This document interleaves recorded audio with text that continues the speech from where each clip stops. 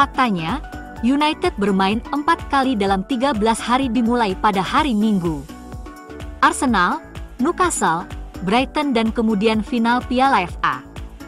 4 pertandingan dalam 13 hari dengan tidak ada bek tengah yang fit. Setelah media Inggris, giliran akun Premier League Brasil yang mengaku dapat bocoran dari pemain setan merah. Bukan akun resmi Premier League, tetapi fans pemain Brasil yang bermain di IPL. Semakin banyak kebocoran yang muncul dari pemain yang menyalahkan Erik ten Hag atas cedera dan taktiknya. Statistik mencatat pemain MU tidak berlari sesering Arsenal, City, Brighton dan klub lainnya. Sepertinya para pembenci MU tidak hanya ada di media Inggris, namun juga fans Brasil. Logikanya, jika latihan ten Hag penyebab banjir cedera di MU, lalu mengapa Arsenal yang pemainnya berlatih lebih keras, tidak mengalami itu? Jika apa yang dikeluhkan pemain itu benar, para pemain harus malu pada berapa besar bayaran mereka per minggu, dan untuk latihan saja mengeluh. Ini bukan lagi camp liburan, kawan. Bertindaklah profesional, jangan terus-menerus menyalahkan pelatih. Lebih baik keluar dan pindah ke klub divisi bawah yang latihannya ringan, atau mungkin ke Liga Indonesia.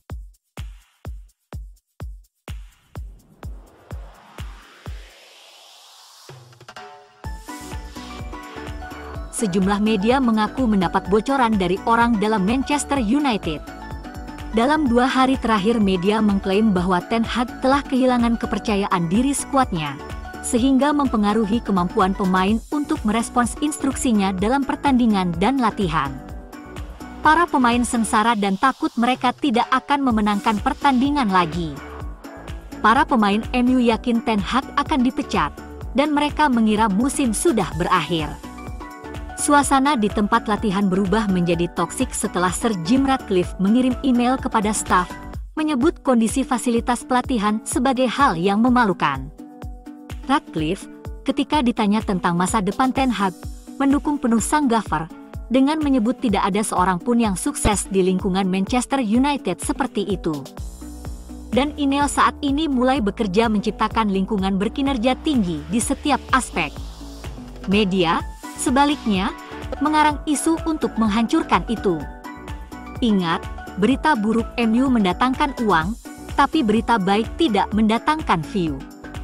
Dengan Ineos merencanakan perombakan staf secara besar-besaran, memberhentikan banyak staf, mengubah peraturan, dan mendatangkan personel berpengalaman untuk perekrutan, semoga ini menandai awal dari perubahan yang sangat dibutuhkan.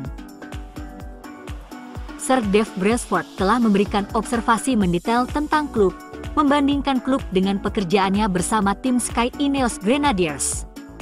Brailsford telah memberikan banyak detail kecil yang aneh, tetapi ada perasaan bahwa penyesuaian tersebut akan meningkatkan standar United ke tingkat elit. Brailsford menyimpulkan Carrington tidak cocok untuk dijadikan markas olahraga elit.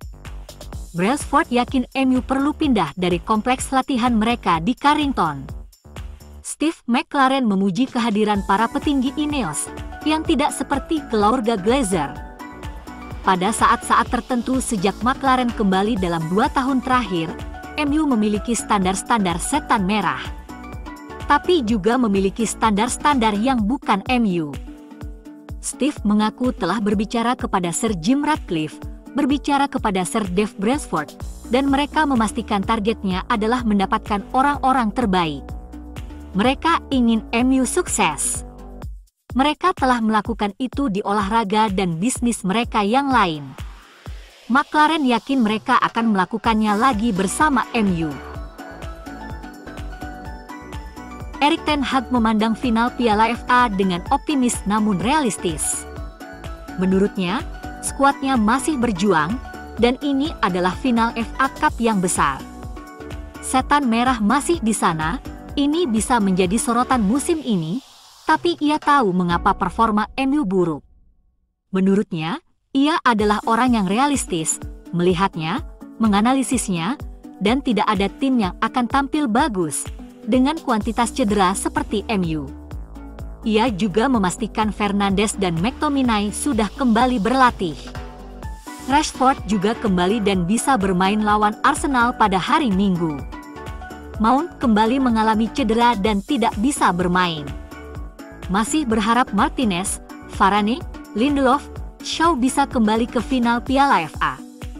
Licha berbicara padanya dan ingin bermain pada hari Minggu melawan Arsenal, tapi dia belum siap, menurut tim medis. Licha membutuhkan lebih banyak waktu untuk menjalani prosesnya, tapi dia sangat putus asa untuk bermain. Bintang West Ham, Jarrod Bowen, membuat pengakuan bahwa dia adalah fans Manchester United saat masih kecil. Secara spesifik, Jarrod Bowen kecil sangat mengidolakan sosok David Beckham. Di semua kompetisi musim 2023-2024, Bowen mencetak 16 gol dan 6 assist. Pemain berusia 27 tahun itu mampu mencetak 2 digit gol dan assist di Premier League. Bowen sangat tajam di posisi winger kanan. Bowen mengaku menyukai posisi itu karena mengidolakan Beckham sejak masih kecil. Bukan hanya itu, Bowen juga mengaku sebagai fans Manchester United.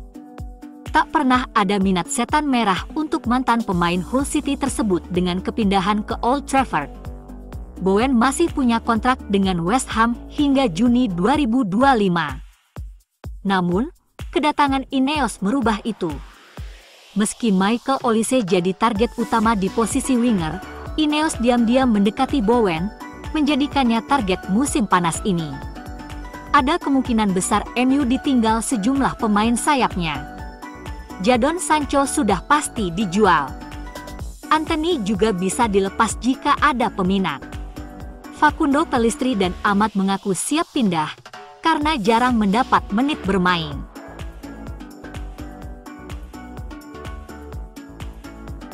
Bintang West Ham, Jarrod Bowen, membuat pengakuan bahwa dia adalah fans Manchester United saat masih kecil. Secara spesifik, Jarrod Bowen kecil sangat mengidolakan sosok David Beckham. Di semua kompetisi musim 2023-2024, Bowen mencetak 16 gol dan 6 assist. Pemain berusia 27 tahun itu mampu mencetak 2 digit gol dan assist di Premier League. Bowen sangat tajam di posisi winger kanan. Bowen mengaku menyukai posisi itu karena mengidolakan Beckham sejak masih kecil. Bukan hanya itu, Bowen juga mengaku sebagai fans Manchester United. Tak pernah ada minat setan merah untuk mantan pemain Hull City tersebut dengan kepindahan ke Old Trafford. Bowen masih punya kontrak dengan West Ham hingga Juni 2025. Namun, kedatangan Ineos merubah itu. Meski Michael Olise jadi target utama di posisi winger, Ineos diam-diam mendekati Bowen, menjadikannya target musim panas ini. Ada kemungkinan besar MU ditinggal sejumlah pemain sayapnya. Jadon Sancho sudah pasti dijual. Antony juga bisa dilepas jika ada peminat. Facundo Pellistri dan Ahmad mengaku siap pindah, karena jarang mendapat menit bermain.